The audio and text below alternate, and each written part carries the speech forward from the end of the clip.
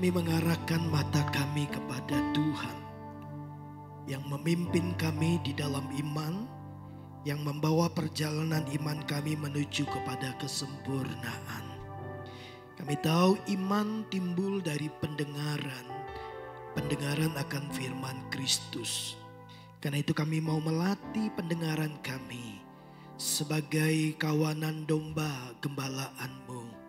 Kami perlu mendengar suara-Mu dan mengikuti langkah-Mu.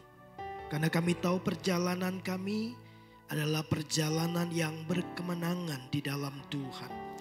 Perjalanan yang menolong kami bertumbuh dalam keserupaan dengan Yesus Kristus, Tuhan dan kekasih jiwa kami.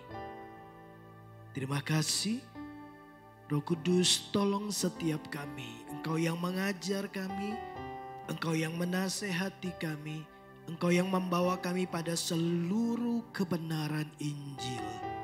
Terima kasih, kami mau belajar firman-Mu dengan sikap hati yang terbuka.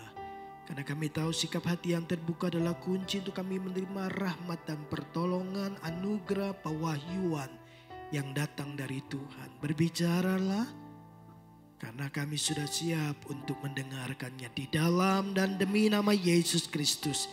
Kita yang siap mendengar firman Tuhan sama-sama katakan amin. Shalom Bapak Ibu Saudara. Mari kita akan sama-sama belajar satu kebenaran firman Tuhan. Visi kita tahun 2025 adalah walk with Jesus, berjalan bersama dengan Yesus. Kita ini di minggu ketiga di awal tahun ya. Di minggu pertama saya sudah share kepada Bapak Ibu Saudara mengapa begitu penting kita berjalan bersama dengan Yesus. Mengenal namanya, mengenal pribadinya, memberikan sebuah kekuatan buat kita untuk memutuskan untuk tetap setia berjalan bersama dengan Tuhan. Amin. Dia gembala yang baik.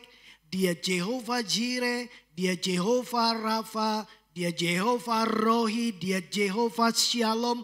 Dan semakin Bapak Ibu mengenal pribadinya, saya percaya adalah keputusan yang benar kemudian mengizinkan Tuhan memimpin seluruh perjalanan hidup kita. Nah Bapak Ibu, waktu saya merenungkan bagaimana kita perlu berjalan bersama dengan Yesus, saya berpikir sejenak. Banyak orang kemudian di awal-awal perjalanan berjalan bersama dengan Tuhan. Mengikut Tuhan, mengambil keputusan saya mau ikut Tuhan. Dalam gambaran kita maka karena Yesus itu luar biasa, dia banyak buat mujizat, dia Tuhan yang ajaib, tidak ada yang mustahil baginya. Maka di dalam pemikiran kita maka menjadi orang Kristen, menjadi murid Kristus, tentu ini perjalanan yang menyenangkan. Tentu keadaan saya akan baik-baik saja. Tidak ada masalah yang terlalu rumit bagi Yesus.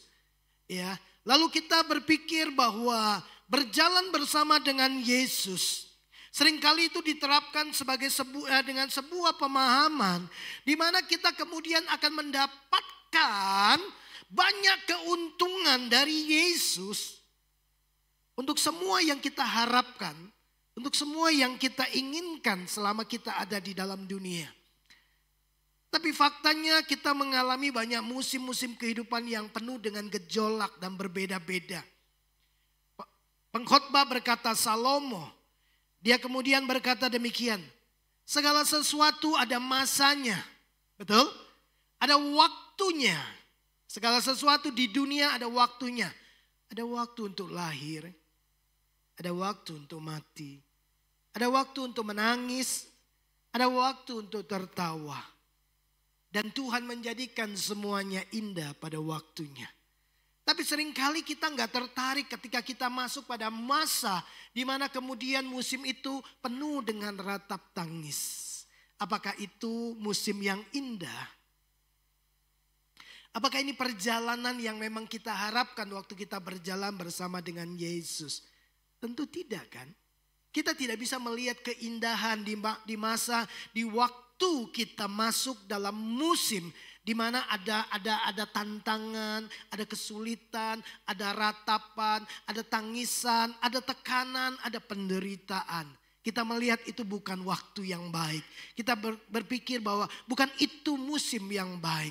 Karena kita lupa bahwa setiap musim adalah proses untuk kita belajar, untuk melihat kehadiran Tuhan, untuk melihat kebaikan Tuhan di musim-musim yang seperti itu. Nah, karena kita lebih tertarik kepada hasilnya, maka kita mengabaikan proses belajarnya. Sehingga kita melihat musim-musim yang berat sebagai sebuah perjalanan yang tidak menyenangkan. Kalau Bapak Ibu melakukan sebuah perjalanan, kadang-kadang kita harus ketemu dengan jalan yang macet. Tapi setiap kali kita mengingat tujuan nanti waktu kita tiba di tempat tujuan kita. Kemudian kita menjadi semangat lagi. Betul? Oh, nanti saya akan tiba di tempat ini, pemandangannya luar biasa. Sekalipun jalannya berlobang gitu. Bapak Ibu tetap bisa menikmati selama kita tahu apa yang menjadi tujuan kita. Dan itu merupakan bagian dari proses perjalanan hidup saudara dan saya.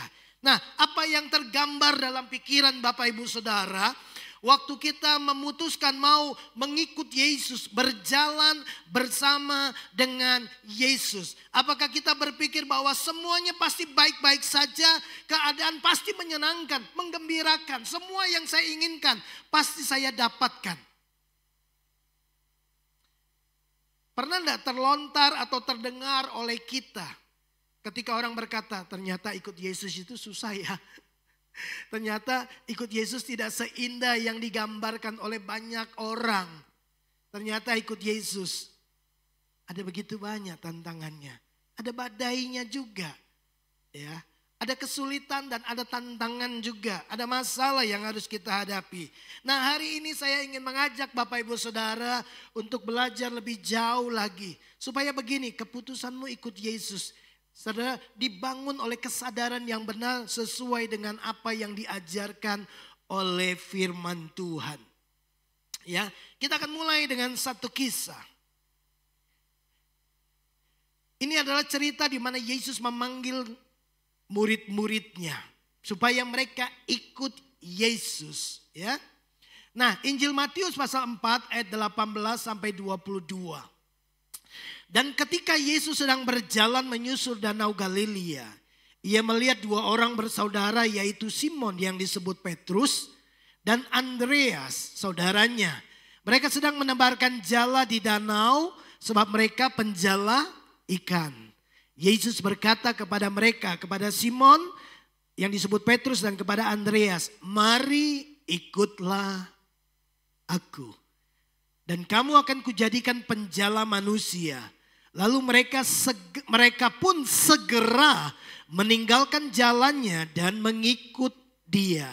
Dan setelah Yesus pergi dari sana, dilihatnya pula dua orang bersaudara, yaitu Yakobus anak Zebedius dan Yohanes saudaranya bersama ayah mereka Zebedius sedang membereskan jala di dalam perahu.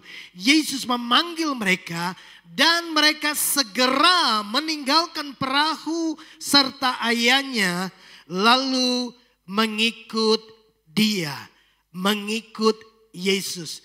Dari satu kisah ini saya ingin mengajak Bapak Ibu Saudara untuk kita belajar bagaimana kita mengikut Yesus, berjalan bersama dengan Yesus. Jadi waktu kita berbicara atau kita mengingat kalimat visi kita, berjalan bersama dengan Yesus, itu dimulai dari yang pertama, mendengar panggilan Tuhan. Ya, ayat visi kita Yohanes 10 ayat 27 dikatakan begini, domba-dombaku mendengar suaraku, betul? Dan mereka mengikut aku. Jadi dimulai dari sebelum mengikut Yesus, maka domba-domba Tuhan itu mendengar suara Tuhan.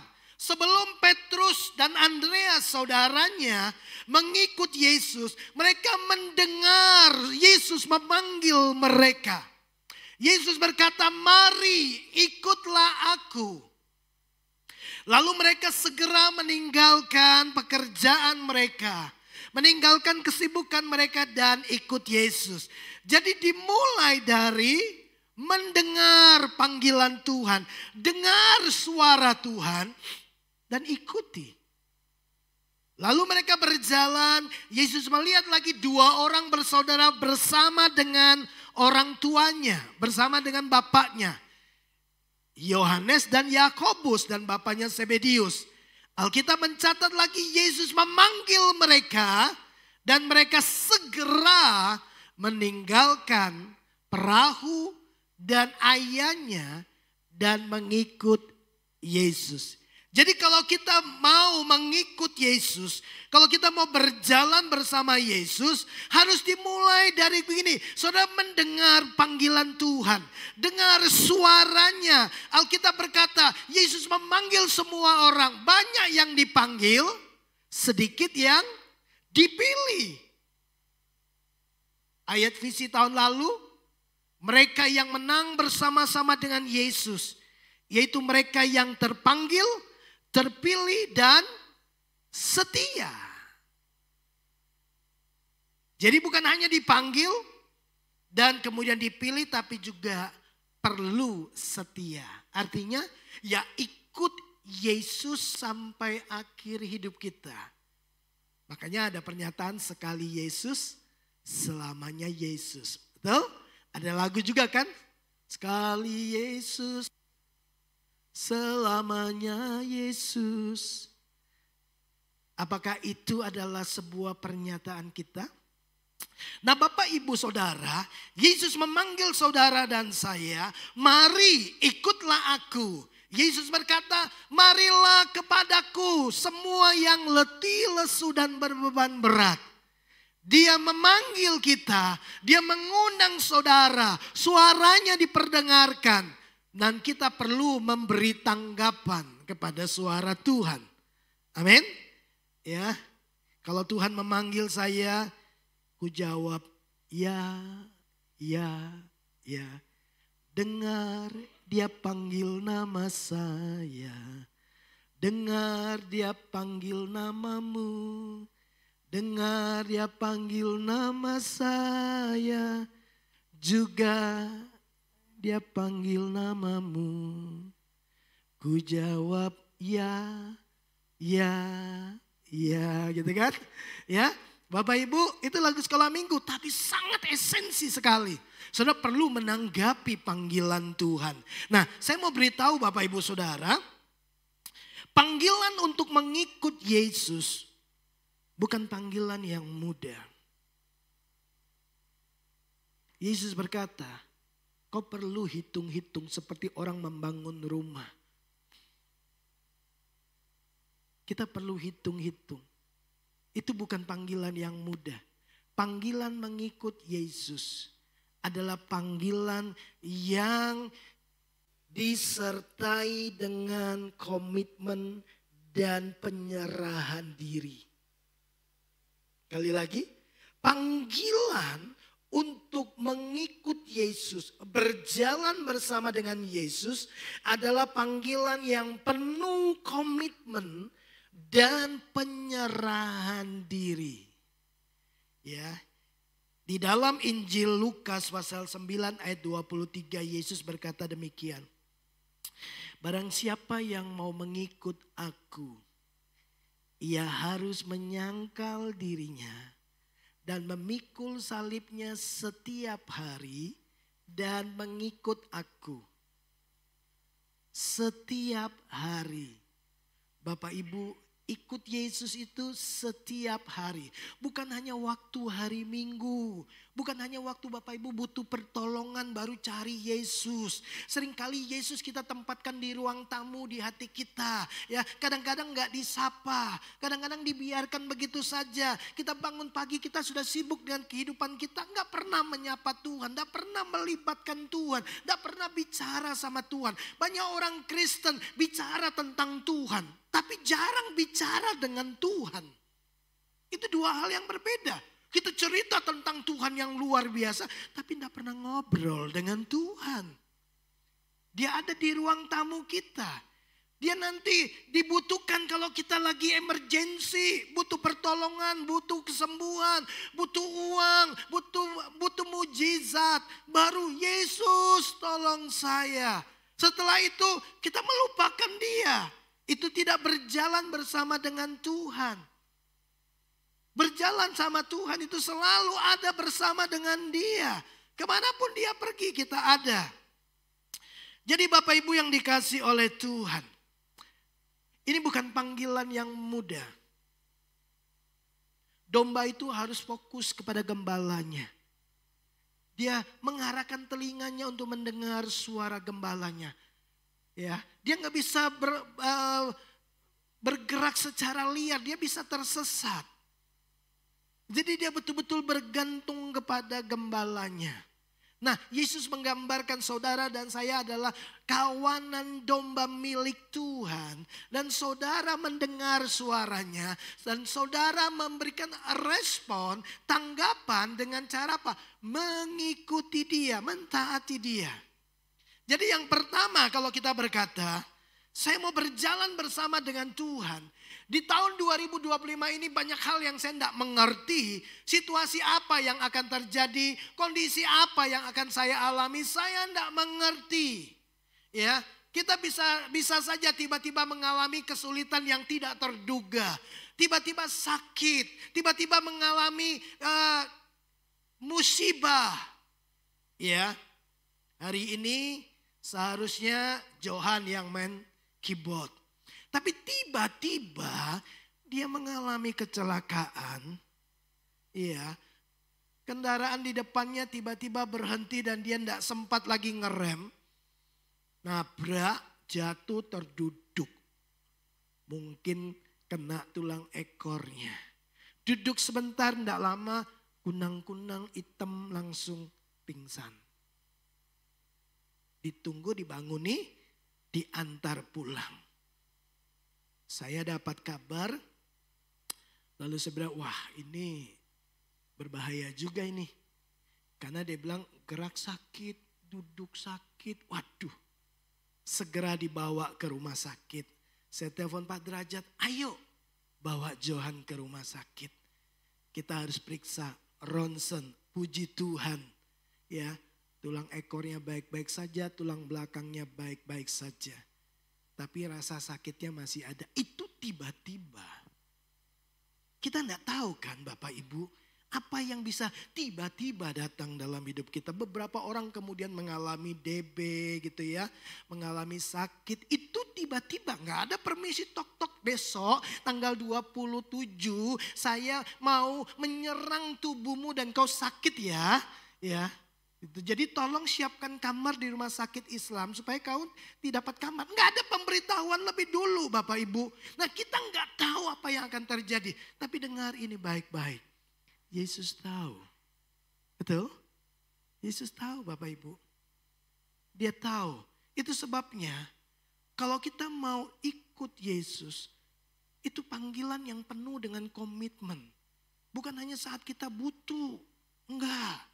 Kita betul-betul setiap hari mau berjalan bersama dengan Tuhan. Dengar suaranya dan ikuti dia.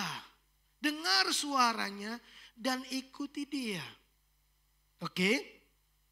Nah, Bapak Ibu, kenapa saya katakan bahwa panggilan mengikut Yesus, mendengar panggilannya itu adalah bukan hal yang mudah untuk dikerjakan kalau kita tidak punya komitmen. Kalau kita nggak punya penyerahan diri. Kenapa? Karena ini yang kedua Bapak Ibu. Berjalan bersama dengan Yesus itu berarti kita harus meninggalkan. Waktu murid-murid mendengar Yesus memanggil mereka, mari ikutlah aku. Mereka segera meninggalkan. Betul? Nah, meninggalkan apa?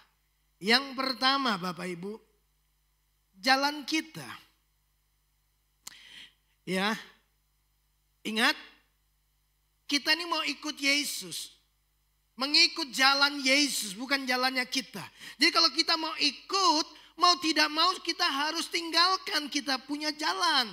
Ya, kita harus mau meninggalkan semua egonya kita, ambisinya kita. Meninggalkan apa? Rencanamu, apa yang menjadi pengejaranmu. Jadi semua hal yang berurusan dengan dirimu, yang kita pikir itu yang terbaik. Makanya Alkitab berkata, jalanmu bukan jalanku, rancanganmu bukan rancanganku. Jadi kalau kita mau ikut Yesus, mau tidak mau, saudara harus meninggalkan yang bukan jalannya Yesus. Begitu kan Bapak Ibu? Karena kita kan mau ikut dia. Kita mengejar semua hobi kita harus ditinggalkan. Ya, kesukaan kita kadang-kadang harus ditinggalkan. Kadang-kadang juga harus meninggalkan kesibukan kita untuk bergerak bersama dengan Tuhan. Saudara harus siap sedia bergerak bersama dengan Tuhan. Orang Israel begitu lihat tiang awan bergerak, mereka harus segera bergerak. Kalau enggak mereka akan ketinggalan. Mau ikut Yesus, saudara harus bersedia meninggalkan jalan kita sendiri. Keegoanmu sendiri. Lihat, setiap orang yang mau mengikut aku, ia harus menyangkal dirinya. Semua yang berurusan dengan keinginan kita, ambisi kita, pengejaran kita, ego kita, kepentingan kita, jalan kita, rencana kita, yang kita pikir itu yang terbaik. Kadang-kadang Tuhan bilang, itu bukan yang terbaik. Kalau mau ikut aku, kadang-kadang kita harus tinggalkan semuanya. Murid-murid sudah lama berkecimpung di dunia nelayan. Tiba-tiba Yesus datang dan berkata, ikut aku. Kalau mau ikut Yesus, mereka harus tinggalkan semuanya. Yesus memberikan tujuan yang baru kepada mereka. Bapak Ibu yang dikasih oleh Tuhan, kita harus mau bersedia meninggalkan jalan kita. Ingat enggak waktu Tuhan memanggil Abraham, yang waktu itu namanya Abram. Abram, keluarlah dari sanak familimu, dari tanah yang kau tinggal sekarang. Tinggalkan kotamu, tinggalkan keluargamu, dan ikut aku menuju tanah yang akan kujanjikan kepadamu. Nah, Abram sudah lama di sana. Pada waktu itu juga dia sudah diberkati. Tapi untuk mengikut Tuhan, dia harus meninggalkan keluarganya. Dia harus meninggalkan semua kesibukannya. Dia harus meninggalkan semua rencana-rencananya yang selama ini dia sudah bangun di kota itu. Dia pasti punya mimpi, dia pasti punya visi, dia punya rencana yang baik. Tapi ketika Tuhan memanggil dia nggak bisa bilang begini, Tuhan aku mau janjimu, aku mau berkatmu, tapi juga aku mau di sini. Nggak bisa Bapak Ibu. Mengikut Yesus kita harus bersedia meninggalkan semua yang menjadi pengejaran ambisi, ego, rencana kita. Itu sebabnya saya bilang begini, ikut Yesus itu tidak mudah karena perlu komitmen. Sekali Yesus, tetap Yesus. Tidak ada yang bisa menggeser. Dunia tak bisa mengalihkan kita. Fokus kita kepada Yesus. Bapak Ibu siap meninggalkan semua yang fokusnya adalah dirimu. Lalu kemudian beralih fokusnya kepada Yesus. Jalan bersama dengan Yesus. Mengikut Yesus yang kedua, meninggalkan, berjalan bersama dengan Yesus, itu adalah meninggalkan cara hidup yang lama. Manusia lama kita harus ditinggalkan. Cara hidup yang lama. Jadi siapa yang ada di dalam Kristus, ia adalah ciptaan baru. Yang lama sudah berlalu, sesungguhnya yang baru sudah datang. Waktu Bapak Ibu ikut Yesus, Bapak Ibu harus kemudian meninggalkan cara hidupmu yang lama. Cara hidup yang penuh dengan dosa. Cara hidup yang berfokus pada diri sendiri. Ya, kemudian saudara mengambil sebuah pembaharuan selama Bapak Ibu berjalan bersama dengan Yesus. Untuk menjadi serupa dan segambar dengan Dia. Menjadi ciptaan yang baru. Saya ingin menunjukkan kepada Bapak Ibu Saudara satu ayat. Ya. Di dalam kitab Efesus. Pasal yang keempat ayat 21 dan 24. Perhatikan ini baik-baik Bapak Ibu. Karena kamu telah mendengar tentang Dia, Yesus. Saudara sudah dengar tentang Yesus? Ya. Dari sekolah minggu, apalagi kalau Bapak Ibu lahir di keluarga Kristen. Udah dengar. Dan menerima pengajaran di dalam Dia menurut kebenaran yang nyata dalam Yesus. Yaitu bahwa kamu berhubung dengan kehidupan kamu yang dahulu harus menanggalkan manusia lama kita. Cara hidup yang lama yang menemui kebinasaannya oleh nafsunya yang menyesatkan.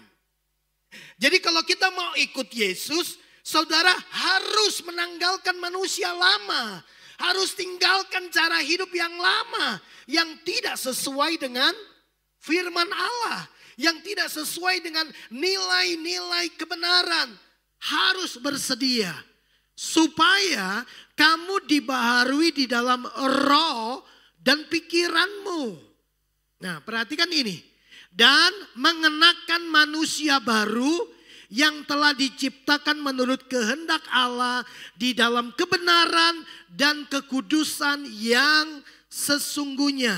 Bapak Ibu yang dikasih oleh Tuhan. Jadi Alkitab sedang beritahu saudara dan saya. Kalau kita mau ikut Yesus, berjalan bersama dengan Yesus. Maka itu berarti bahwa Bapak Ibu harus mengambil keputusan. Meninggalkan cara hidup yang lama. Cara hidup di dalam dosa. Manusia lamamu harus ditanggalkan. Ya.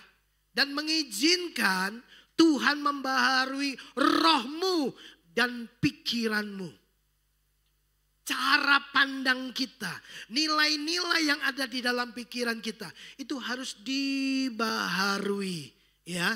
Lalu kemudian kita mengenakan manusia baru yang diciptakan, dikatakan menurut kehendak Allah di dalam kebenaran dan kekudusan yang sesungguhnya. Kebenaran yang sesungguhnya, kekudusan yang sesungguhnya. Bapak Ibu dengar ini baik-baik. Ada banyak versi kebenaran di luar sana. Betul?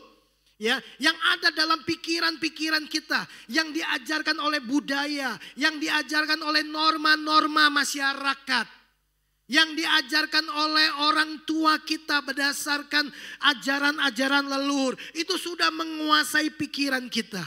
Dan kita pikir itulah kebenaran. Di masa sekarang ini banyak sekali orang terjebak dalam yang namanya kebenaran relativisme. Apa itu kebenaran relativisme? Kebenaran yang subjektif. Kebenaran yang dipengaruhi oleh cara pandang tiap-tiap orang. Jadi maksudnya begini. Kalau ada satu kebenaran, dia akan berkata begini. Ya itu kan menurut kau. Menurutku tidak. Nah, itu kebenaran relativisme. Kita bilang begini. Orang Kristen tidak boleh meninggalkan pertemuan-pertemuan ibadah. Lalu dia bilang begini. Ya itu kan menurutmu. Menurut saya di rumah saja saya ibadah. Orang Kristen harus berdoa. Berdoa di mana saja bisa. Jadi itu kebenaranmu dan ini kebenaranku. Dan itu bukan kebenaran yang sesungguhnya. Karena banyak orang kemudian terjebak kepada kebenaran diri sendiri. Menurut cara pandangnya, ya, berdasarkan situasi. Kebenaran itu tidak absolut, bisa berubah-ubah tergantung situasinya. itu bukan kebenaran yang sesungguhnya. Makanya kita perlu belajar firman Tuhan. Kita perlu seimbang. Supaya apa? Kita tidak terjebak pada kebenaran versinya kita. Ya, kekudusan yang sesungguhnya. Ya, ada orang-orang yang berpikir kekudusan itu berfokus pada kekudusan luar. Yang penting aku tidak berzina, yang penting aku tidak melakukan hal-hal yang kotor, ya. Itu kekudusan luar. Kita bisa terlihat saleh, rajin ibadah, tidak melakukan perselingkuhan, tidak berzina, tidak mencuri, dan tidak mengucapkan kata-kata yang kotor. Tapi batin kita, roh kita, hati kita bisa kotor loh. Nggak ada yang tahu. Kekudusan yang sesungguhnya yang diperbaharui roh dan pikiran kita. Itu diperbaharui sesuai dengan firman Tuhan. Jadi bukan hanya pikiran kita, tapi sampai ke dalam itu kudus. Pikirannya kudus, hatinya kudus. Itu kekudusan yang sesungguhnya. Bukan yang hanya tampak di luar, ya, yang dilakukan oleh orang-orang beragama. Wah, kita saleh, kita kudus karena kita tidak lakukan hal-hal yang kotor gitu.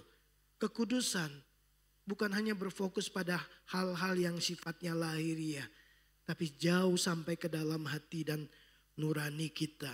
Bapak Ibu yang dikasih oleh Tuhan. Kalau kita membaca ayat ini selanjutnya.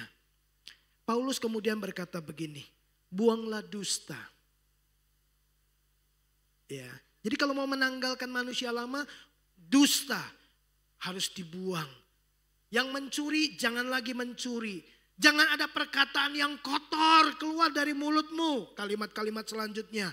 Paulus berkata, segala kepahitan, kegeraman, kemarahan, pertikaian, fitnah.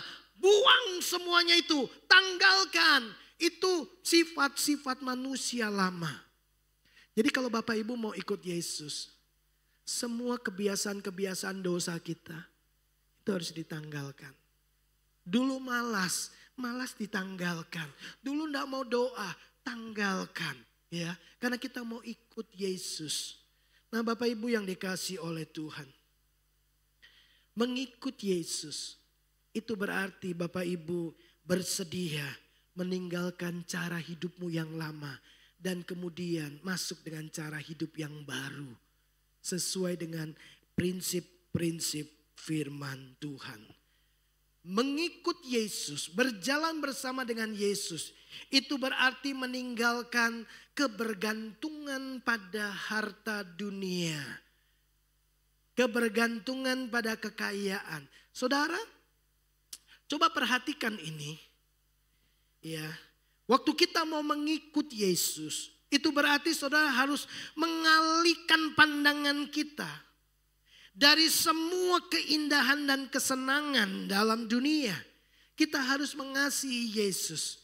Kita harus memilih mengasihi Yesus atau mengasihi Mammon. Yesus suruh kita pilih. Kalau mau ikut aku, kau tidak boleh mengasihi Mammon. Kau tidak boleh bergantung kepada Mammon. Kau harus bergantung kepada aku. Nah, coba perhatikan ayat ini Bapak Ibu. Markus 10 ayat 21. Tetapi Yesus memandang dia dan menaruh kasih kepadanya. Yesus mengasihi dia. Ini anak muda yang kaya. Dia berkata, Guru, apa yang harus aku lakukan supaya aku mendapatkan kehidupan yang kekal? Yesus berkata, jangan membunuh, jangan mencuri, jangan menjadi saksi dusta. Aku udah lakukan semuanya. Aku udah lakukan semuanya. Dan Yesus tahu apa yang mengikat hidupnya. Apa yang sebenarnya menjadi Tuhan dalam hidupnya. Tetapi Yesus memandang dia dan menaruh kasih kepadanya. Yesus tidak benci dia. Yesus sayang sama dia. Lalu berkata kepadanya, hanya satu lagi kekuranganmu. Pergi, jualah apa yang kau miliki. Berikanlah itu kepada orang-orang miskin. Maka engkau akan beroleh harta di surga. Kemudian datanglah kemari dan ikutlah aku. Mendengar perkataan itu ia menjadi kecewa. Lalu ia pergi dengan sedih sebab banyak hartanya. Dia menaruh seluruh hidup dan pengharapannya kepada hartanya. Bapak Ibu, kekayaan dunia seringkali menghalangi kita untuk sepenuhnya mengikut Yesus. Yesus tidak menentang saudara untuk memiliki harta kekayaan. Enggak. Tapi dia menentang hati yang terlalu melekat kepada harta. Dikatakan waktu Yesus ada di dalam dunia, ada banyak wanita-wanita kaya yang mengikut Yesus dan melayani Yesus dengan kekayaannya. Mereka kaya, tapi hati mereka tidak melekat kepada kekayaan. Di mana hartamu berada, di situ di situ hatimu berada. Hati mereka tidak melekat kepada harta. Mereka tidak andalkan harta mereka. Mereka ikut Yesus kemanapun Yesus pergi. Mereka menjadi orang yang mensupport pekerjaan Yesus dengan kekayaan mereka. Yesus tidak anti kekayaan. Dia yang memberi kita kekayaan. Dia memberi kita kekuatan untuk mendapatkan kekayaan. Amin Bapak Ibu. Dia beri kita kesehatan supaya kita bisa bekerja. Dengan bekerja dia memberkati saudara. Supaya saudara mendapatkan kekayaan. Dan menggunakan kekayaan itu untuk memberikan support bagi pekerjaan Tuhan. Nah Bapak Ibu, jadi Yesus tidak menentang kita memiliki harta. Enggak. Dia menentang hati yang terlalu melekat kepada harta.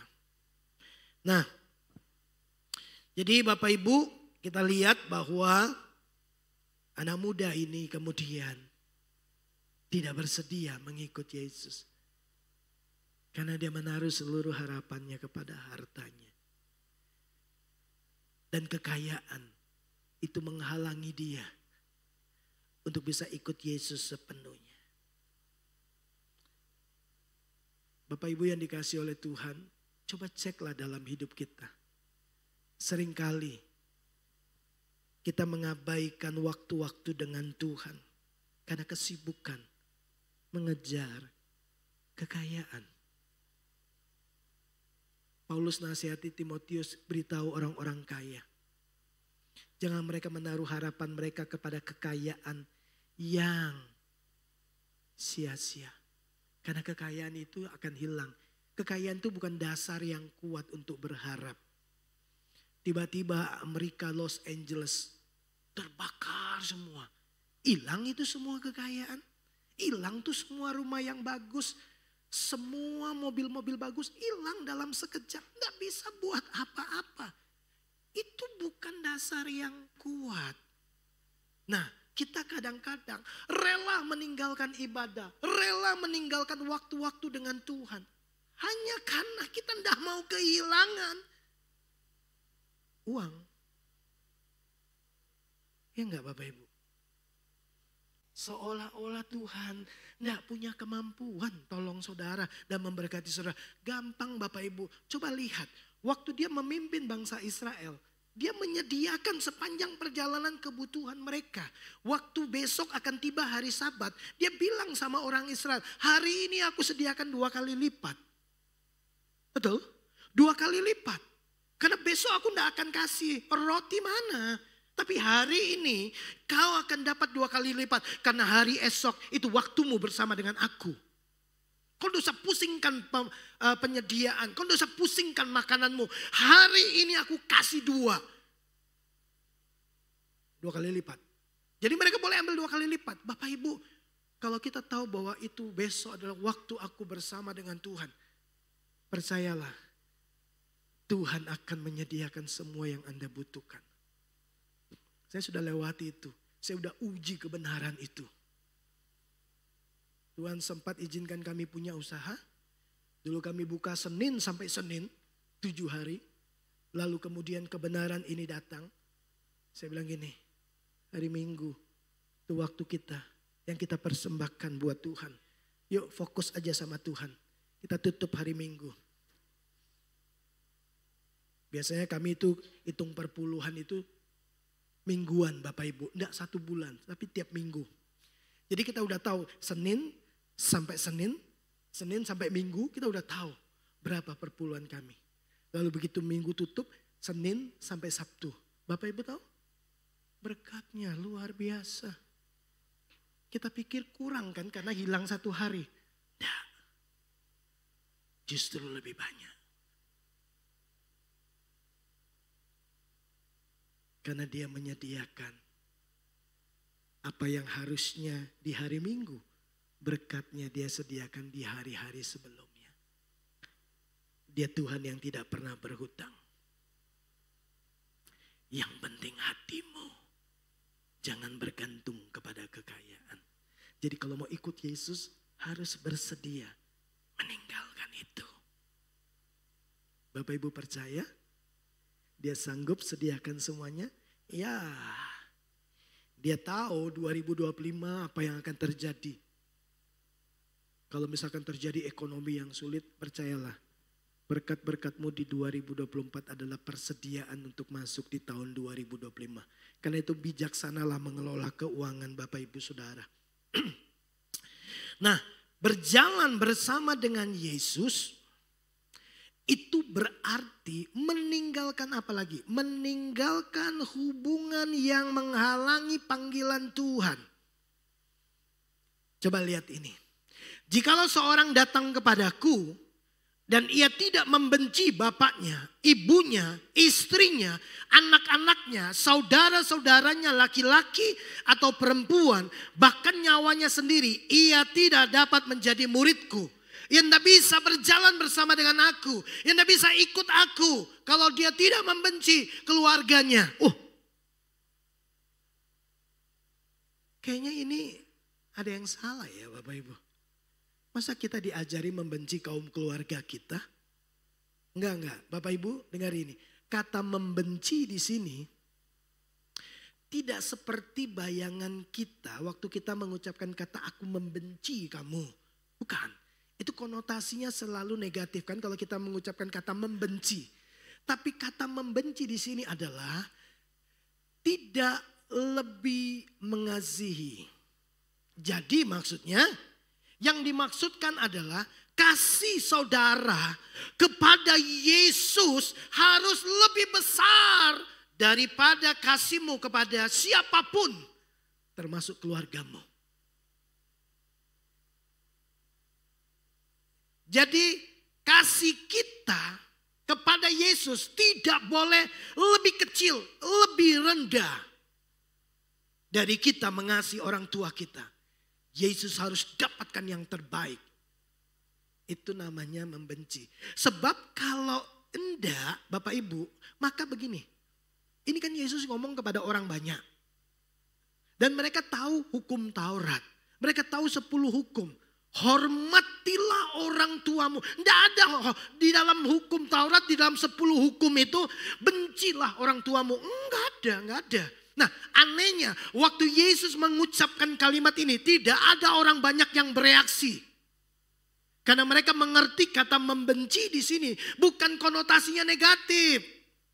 Barang jikalau kamu datang kepadaku dan kamu tidak lebih mengasihi bapakmu dibandingkan aku. Jadi Yesus bilang kamu harus lebih kurang mengasihi bapakmu. Dan lebih banyak mengasihi aku. Nah itu maksudnya. Bapak Ibu sudah nangkap? Jadi bukan membenci kita kemudian tidak hormat lagi. Kita jadi tidak suka lagi. Kita kemudian jadi tidak perhatian lagi. Kita kemudian jadi tidak menyayangi lagi. Bukan itu maksudnya. Jadi kasihmu kepada Tuhan itu harus lebih besar. Lebih tinggi, lebih banyak. Dari siapapun yang kau kasihi. Termasuk orang tuamu. Tapi sayangnya dalam banyak praktek kekristenan. Justru karena kita lebih mengasihi orang tua kita. Kita lebih mengasihi keluarga kita. Lalu kita tidak datang mencari Tuhan, beribadah. Acara keluarga. Pada seminggu sekali kita kumpul untuk beribadah. Dan Tuhan sangat senang. Anak baru datang.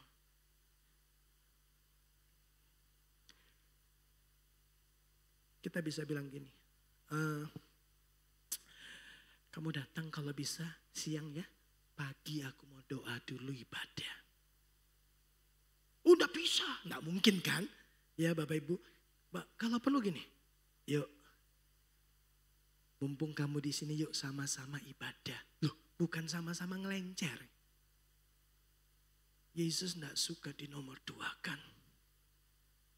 Dia bilang gini, kamu nggak bisa jadi muridku kalau kamu nggak bersedia meninggalkan hubungan yang bisa menghalangi kedekatanmu dan keintimanmu denganku. Tidak bisa. Kita aja tidak mau dinomor duakan, apalagi Tuhan. Jadi Bapak Ibu lihat Yohanes dan saudaranya Yakobus meninggalkan bapaknya. Ikut Yesus. Yesus senang. Mereka tidak membenci bapaknya loh. Satu waktu mamanya datang kan. Mamanya Yakobus dan Yohanes kan datang ngomong sama Yesus, boleh enggak nanti kalau kau datang kembali anakku sebelah kiri sebelah kanan gitu kan. Bapak Ibu, orang tuanya tetap datang dan mereka tetap mengasihi, tetap ada hubungan yang baik. Tidak membenci seperti yang dalam konotasi pemikiran kita yang selalu negatif, enggak. Tapi tidak lebih mengasihi mereka.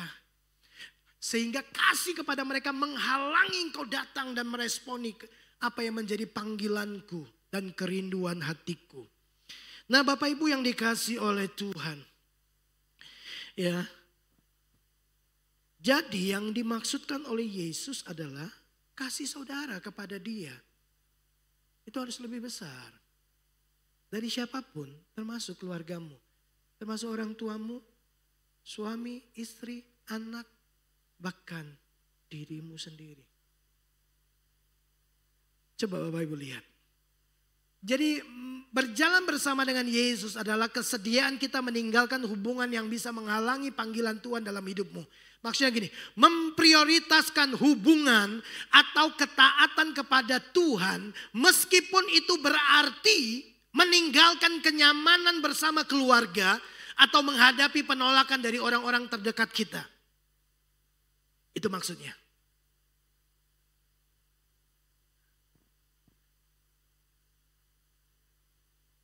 Itu yang saya bilang. Panggilan mengikut Yesus tidak mudah. Itu penuh komitmen dan penyerahan diri. Saya pikir Dela sudah belajar di Doulos Camp tentang bagaimana menyerahkan hak. It's not about me, about Jesus. Seluruh hak kehidupan saya sudah diserahkan kepada Tuhan. Yang saya punya adalah kewajiban untuk mengerjakan apa yang menjadi kehendaknya. Apapun yang dia katakan, saya akan berkata ya. Memprioritaskan hubungan atau ketaatan kepada Tuhan. Meskipun itu berarti meninggalkan kenyamanan bersama dengan keluarga. Waktu kita dengan keluarga itu selalu ready 24 jam setiap hari. Dengar, Yesus menginginkan yang terbaik dari hubungannya denganmu. Lebih daripada orang-orang yang kita kasih. Yang terakhir Bapak Ibu. Berjalan bersama dengan Yesus. Itu berarti kita masuk dalam proses belajar menjadi seperti Yesus.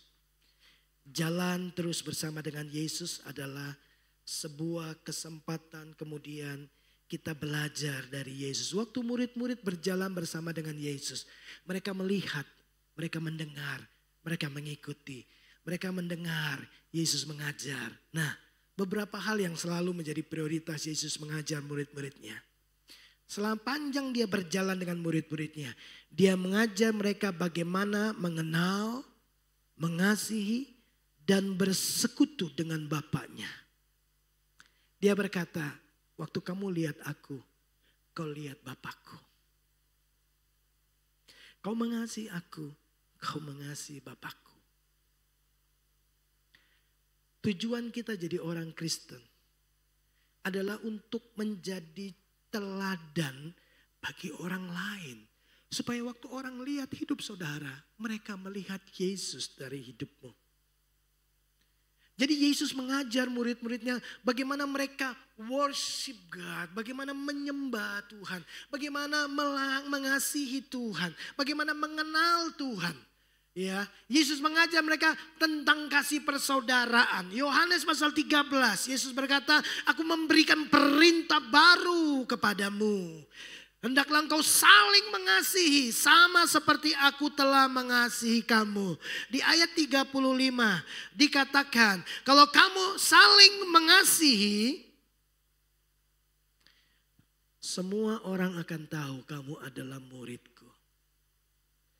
Jadi Bapak Ibu, waktu kita berjalan bersama dengan Yesus, kita sedang belajar, murid-murid sedang belajar bagaimana hidup seperti Yesus hidup. Bagaimana pemikirannya, bagaimana pertimbangannya, bagaimana nilai-nilainya, bagaimana hukum-hukumnya, apa yang menjadi kerinduan hatinya, apa yang menjadi hasratnya, apa yang penting bagi Yesus menjadi penting bagi mereka. Apa yang Yesus tidak suka menjadi yang tidak suka bagi mereka. Apa yang Yesus jauhi, mereka jauhi. Mereka belajar menjadi seperti Yesus. Hidup seperti Yesus.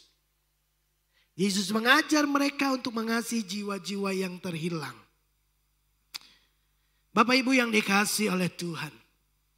Mereka lihat, mereka dengar, mereka ikuti. Nah sekarang persoalannya adalah, kan mereka lihat Yesus langsung ada. Bagaimana dengan kita? Bagaimana saya belajar hidup sama seperti Yesus telah hidup? Belajarlah dari Injil. Belajarlah dari firman Tuhan. Saya mau tunjukkan kepada saudara dengan cepat. 1 Yohanes pasal yang pertama, ayat 3 dan 4. Ini ditulis oleh salah satu murid yang paling dikasihi oleh Yesus. Ya, dia menulis begini. Apa yang telah ada sejak semula, yang telah kami dengar, yang telah kami lihat dengan mata kami, dan yang telah kami saksikan, yang telah kami raba dengan tangan kami tentang firman hidup, itulah yang kami tuliskan kepada kamu. Apa yang telah kami lihat dan yang telah kami dengar itu kami beritakan kepada kamu juga. Supaya kamu beroleh persekutuan dengan kami. Dan persekutuan kami adalah persekutuan dengan Bapa dan dengan anaknya, Yesus Kristus. Dan semuanya ini kami tuliskan kepada kamu supaya sukacita kami menjadi sempurna. Jadi Bapak Ibu, bagaimana kita berjalan hidup seperti Yesus hidup. Itu semua sudah dituliskan. Ada di dalam Alkitab. Pelajari Injil. Pelajari apa yang menjadi hasrat Tuhan. Apa yang menjadi keinginan hatinya. Apa yang menjadi kehendaknya. Apa yang menjadi tujuannya. Belajar menjadikan hal yang penting bagi Yesus menjadi penting bagi kita. Apa yang dia tidak suka menjadi apa juga yang tidak kita suka. Belajar dari Injil. Semua sudah dituliskan. Dia berkata, kami tuliskan.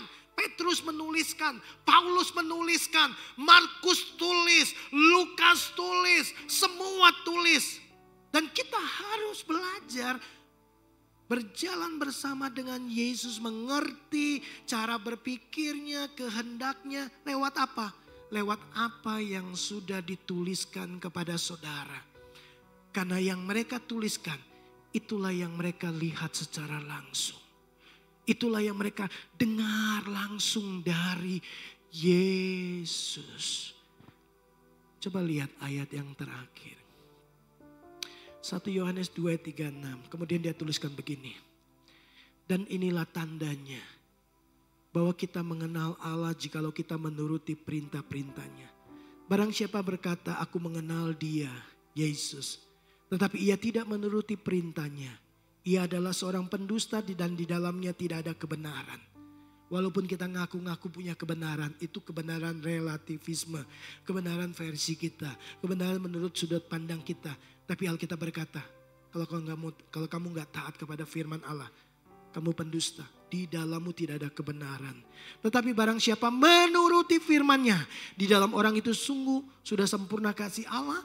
Dengan itulah kita ketahui bahwa kita ada di dalam Kristus. Barang siapa mengatakan bahwa ia ada di dalam Dia, ia wajib hidup sama seperti Kristus telah hidup. Bapak Ibu, dengan kata lain, ayat ini mau beritahu saudara dan saya, kita mengenal Yesus. Itu berarti kita memiliki hubungan yang sejati dengan Kristus. Jika kita mentaati perintahnya. Kalau kita berkata Yesus adalah Tuhan dan Juru Selamat kita, tapi kita tidak mentaati perintah-perintahnya. Dengar dan ikuti. Dengar dan ikuti. Bersedia meninggalkan jalan-jalan kita sendiri, pengejaran kita. Bersedia meninggalkan semua manusia lama kita, cara hidup kita yang lama.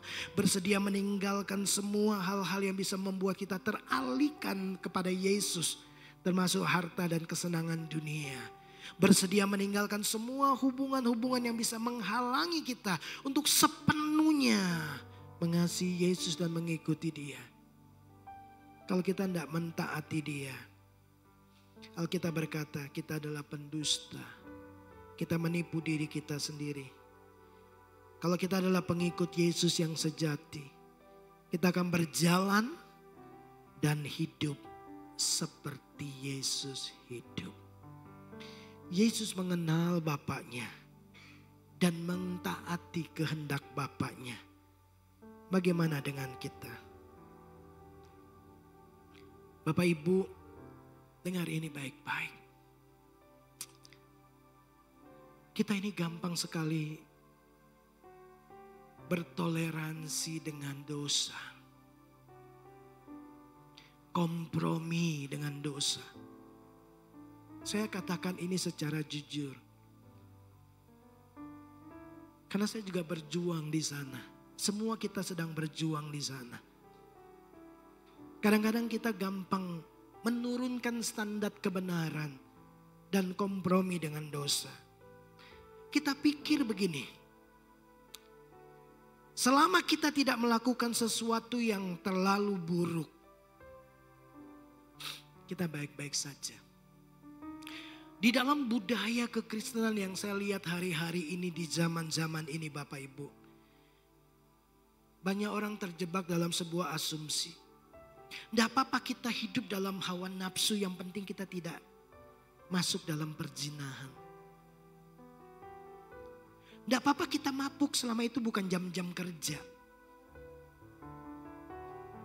Tidak apa-apa kita bergosip selama yang digosipin tidak tahu apa yang kita ngomong. Tidak apa-apa. Tidak apa-apa kita kemudian bersikap materialistik, cinta harta. Selama kita membayar perpuluhan, tidak apa-apa. Tidak apa-apa kita mengumpat selama kita tidak menyebut nama Tuhan dengan sia-sia. Tidak apa-apa kita gagal mengampuni seseorang kalau memang yang dia lakukan terlalu parah. Saya coba merenungkan, sebenarnya akan banyak lagi daftar-daftar yang bisa terus bertambah. Tapi dengar ini baik-baik. Alkitab dengan sangat jelas mengajarkan kepada kita, semua dosa yang dapat dibenarkan itu pada hakikatnya tetap adalah dosa. Jangan dikompromikan. Itu bukan kebenaran yang sesungguhnya. Itu kebenaran versi sudut pandang kita. Berdasarkan situasi. Bapak sih tidak tahu bagaimana sakit hatinya saya dengan dia. Yesus tetap meminta kita mengampuni. Seperti dia mengampuni orang-orang yang menyalibkan dia. Orang-orang yang sebelumnya berkata, Hosana, Hosana. Kemudian berubah menjadi salibkan dia, salibkan dia. Yesus berkata, Bapa, ampuni mereka. Karena mereka tidak tahu apa yang mereka lakukan. Stefanus berdoa, Bapa, ampuni mereka. Karena mereka tidak tahu apa yang mereka lakukan. Kapan doa itu dilakukan? Waktu dia sedang dirajam oleh batu. Dirajam batu oleh orang-orang yang membenci dia. Dia berdoa dengan doa yang sama. Bapak Ibu yang dikasihi oleh Tuhan. Jangan kompromi dengan dosa. Apa yang harus ditinggalkan, tinggalkan. Supaya kita bisa ikut Yesus. Sebenarnya kebenarannya sederhana.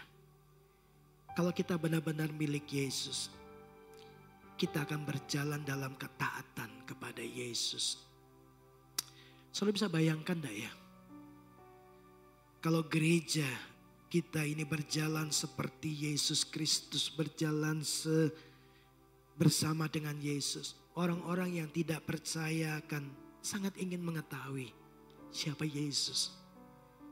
Kehidupan orang Kristen akan terlihat berbeda dengan orang-orang yang tidak percaya. Karena kita lurus, kita hidup dalam kebenaran. Kita melakukan apa yang Yesus lakukan. Yesus penuh dengan belas kasihan. Yesus mencari orang-orang yang terhilang. Yesus sedih ketika 2 murid tinggalkan Yerusalem. Dia cari. Anggota dekom kita gak datang, Bapak Ibu cari gak? Teman yang biasa duduk di samping kita hari ini tidak ibadah, Bapak Ibu tanyakan. Bapak Ibu doakan tidak? Ingatkan tidak? Yuk datang. Yesus mencari yang terhilang. Yesus kejar yang tinggalkan Yerusalem. Bawa mereka kembali. Sekalipun mereka pergi dengan kekecewaan. Yesus tetap bawa rangkul mereka. Yuk kita mau yuk lakukan seperti Yesus. Karena kita sedang jalan dengan Yesus. Begitu kita jalan nama Yesus. Tiba-tiba Yesus lihat ini orang sudah lama terhilang. Yesus akan belok ke sana. Kalau kita ikut Yesus harusnya kita juga belok. Betul Bapak Ibu? Kita tidak bilang sama Yesus, sudah Tuhan biarin saja itu keputusannya masa bodoh dengan hidupnya. Yang penting saya dengan Yesus. No. Yesus akan berhenti dan mendatangi mereka. Kalau kita berjalan dengan Yesus, kita akan berhenti. Lalu kita datang sama mereka. What can I do for you? Apa yang aku bisa lakukan untukmu? Tidak semua hal, tidak semua orang kita bisa sentuh. Tapi setiap orang yang Tuhan ingatkan kepada kita. Itu artinya Yesus sedang bergerak ke sana. Yuk ikuti. Amin Bapak Ibu. Ada banyak kursi yang kosong. Tentu Tuhan ingin semua orang datang kepadanya. Tapi bagaimana mereka mendengar Injil kalau tidak ada yang memberitakannya? Kalau tidak ada yang datang kepada mereka. Yesus berkata, Bapa mengutus aku. Dan hari ini aku mengutus kamu. Temui mereka. Aku bersamamu. Aku berjalan bersamamu. Doa saya. Setiap jemaat GBI Duta Kerajaan berjalan bersama dengan Yesus. Penuh komitmen, penuh penyerahan diri. Kita bersedia meninggalkan cara hidup yang lama. Bahkan ego kita, rencana kita, kesenangan kita, hobi kita. Kita akan tinggalkan. Ikut Yesus. Dia akan ajar kita bagaimana mengasihi Bapa, bagaimana mengasihi saudara seiman, bagaimana mengasihi orang-orang yang terhilang. Tidak ada satupun yang dapat menghalangi kita untuk mendekati Tuhan. Amin. Bahkan hubungan yang paling dekat. Kita belajar memprioritaskan hubungan dengan Tuhan, ketaatan dengan Tuhan. Meskipun itu artinya kita kehilangan kenyamanan dengan keluarga. Meskipun ketaatan itu artinya adalah penderitaan. Kita akan ikut Yesus. Saya ingat satu ayat ini muncul kemudian di kepala saya. Ibrani 6 ayat 8. Kita sudah pernah baca itu. Sekalipun Yesus adalah anak. Ia belajar untuk taat. Dalam penderitaannya. Dia memilih taat kepada Bapa. Sekalipun dia tahu ketaatan itu artinya penderitaan. Dia pilih itu. saya pengen GBI Duta Kerajaan jemaatnya radikal dengan Yesus. Radikal. Aku mau taat sekalipun aku harus kehilangan kenyamanan. Aku mau taat sekalipun itu artinya penderitaan. Aku mau taat sekalipun ada harga yang aku harus bayar. Aku mau taat. Dunia akan melihat Yesus di dalam hidup saudara. Yesus yang penuh cinta. Yesus yang rela berkorban. Yesus yang mengasihi semua orang. Tuhan menolong dan memberkati kita. Mari kita bangkit berdiri bersama-sama.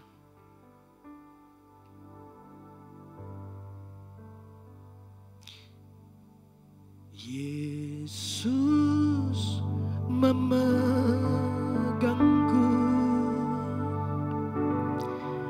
dengan tangan kananmu.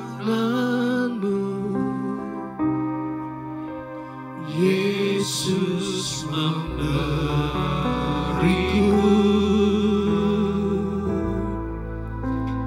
kemenangan.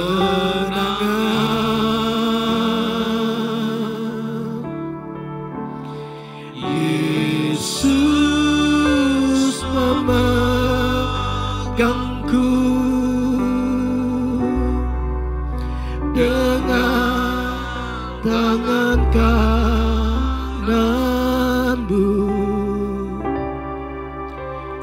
Yesus memberiku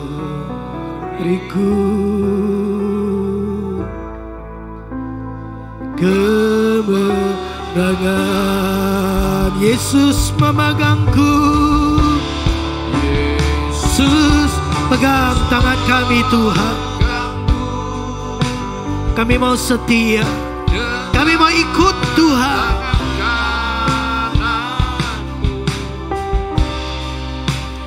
Yesus memberiku kemenangan. Oh, Yesus memegangku dengan tangan kananmu. Yesus memberiku kemenangan.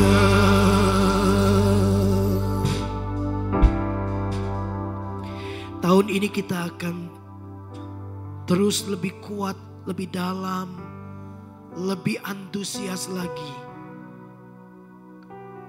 berjalan bersama dengan Yesus. Dia berkata, domba-dombaku mendengar suaraku. Dengar panggilannya dan ikuti. Dengar suaranya dan taati. Sekalipun jalan yang harus kita lalui tidak nyaman. Berbatu-batu, terjal. Tapi Yesus bersama dengan kita. Dia tahu jalan yang terbaik. Dia tahu jalan yang membawa kita kepada kemenangan. Setiap jalan-jalan yang kita lalui bersama dengan Dia adalah proses di mana kita belajar untuk mengenal Tuhan dengan lebih baik lagi. Kenali hatinya, kenali tujuannya, kenali kehendaknya. Apa yang penting bagi Tuhan, itu kemudian menjadi penting bagimu. Apa yang Dia tidak suka, kita akan berkata, Tuhan aku akan tinggalkan. Apa yang kemudian menghalangi kedekatanmu dengan Tuhan, engkau akan berkata, Tuhan aku akan memprioritaskan Engkau. Aku akan memprioritaskan ketaatanku kepadamu, sekalipun itu kemudian aku harus kehilangan kenyamanan. Sekalipun kemudian aku harus mendapatkan penolakan. Sekalipun ketaatan itu berarti aku harus mengalami kerugian dan penderitaan. Aku akan tetap berjalan bersama dengan Yesus. Kalau Tuhan berbelok, aku akan belok. Kalau Tuhan berhenti, aku akan berhenti. Tidak ada satupun kemudian yang akan mengalihkan pandanganku kepada Yesus. Bahkan dunia pun tidak. Kesenangan, kemewahan dunia itu tidak akan mengalihkan pandanganku kepada Yesus. Kami mau belajar hidup seperti Yesus hidup.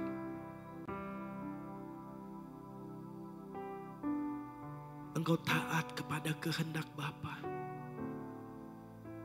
Karena engkau mengenal Bapa dengan baik. Biarkan dunia melihat kami taat kepada Yesus.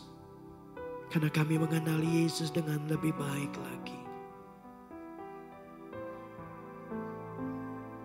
Bapa di surga, terima kasih. Kau begitu baik. Kau mengasihi kami. Kau mengasihi orang-orang yang kami kasihi juga. Karena itu kami mau Tuhan. Bukan hanya kami. Tapi seluruh kaum keluarga kami. Anak-anak kami yang masih muda. Kami akan ingatkan mereka. Ini waktunya bersekutu bersama dengan Tuhan dan saudara-saudara seiman. Kami akan menjadi pengingat mereka. Kami akan menjadi orang yang memberi support kepada mereka untuk mereka lebih dekat, lebih mengasihi Tuhan. Ada momen-momen di mana mereka perlu mengalami perjumpaan secara pribadi dengan Tuhan. Anak-anak kita. Mulai dari anak-anak sekolah minggu. Anak teens, anak remaja. Anak-anak yang dewasa. Bahkan keluarga-keluarga. Perlu berjalan bersama dengan Yesus. Perlu mendekat, perlu mengenal, perlu mengasihi. Perlu bersekutu dengan Yesus. Karena Yesuslah satu-satunya jalan. Yesuslah satu-satunya kebenaran. Yesuslah satu-satunya kehidupan yang sesungguhnya yang kami perlu. Terima kasih Bapa di surga. Kami tahu waktu kami berkata kami mau ikut Yesus, kami harus bersedia meninggalkan semua yang Tuhan tidak suka. Semua yang menjadi penghalang kami untuk lebih intim, lebih dekat, lebih taat kepadamu. Hamba berdoa demi nama Yesus, berkati umatmu yang mendengar firman Tuhan hari ini. Ada anugerah dan kasih karunia yang menopang mereka. Setiap kebenaran firman Tuhan akan datang dengan anugerah dan kasih karunia yang menolong mereka dapat melakukannya. Karena di luar Yesus kami tidak bisa buat apa-apa. Biar kau menemukan jauh di dalam hati kami. Betapa kami mencintaimu Tuhan. Betapa kami mengasihimu. Bahkan kami mau lebih lagi mengasihimu. Lebih lagi mengasihimu. Anak-anak kami lebih lagi mengasihimu. Pasangan kami lebih lagi mengasihimu. Orang tua kami lebih lagi mengasihimu. Tolong kami Tuhan. Kau mengasihi kami. Terima kasih Bapa di surga. Terima kasih Tuhan Yesus, terima kasih Roh Kudus. Anugerah-Mu cukup buat kami. Kami akan nikmati perjalanan kami bersama dengan Tuhan. Melewati situasi dan musim apapun. Kami tahu bersama dengan Yesus kami cakap menanggung segala perkara. Terpujilah nama-Mu di akhir ibadah kami. Bagimu Tuhan segala kemuliaan, hormat dan kuasa. Kau layak terima segala pemujaan kami. Kau layak terima semua yang terbaik dari hidup kami. Pertama-tama hidup kami. Bahkan semua yang kami punya adalah milik-Mu. Terima kasih Bapa di surga. Sekarang Bapak Ibu Saudara, arahkan hatimu, tadakan tanganmu di hadapan Tuhan. Kembalilah ke rumahmu masing-masing. Tuhan besertamu. Dia berjalan bersamamu. Dia tidak pernah meninggalkanmu. Tidak pernah membiarkanmu seorang diri. Dia Allah Immanuel bersamamu. Engkau diutus untuk kembali ke tempatmu masing-masing untuk menjadi duta-duta kerajaan Allah. Menyampaikan kabar baik kepada semua orang. Tuhan memberkati pekerjaan tanganmu, rencanamu dibuatnya berhasil. Dan apa saja yang menjadi keinginan hatimu dikabulkan oleh Tuhan. Kita pulang terima berkat ini di dalam persekutuan Bapa, Anak dan Roh Kudus, di dalam nama Tuhan Yesus Kristus. Kita yang percaya kita terima berkat Tuhan, sama-sama katakan amin. Selamat hari Minggu, Tuhan Yesus memberkati kita semua.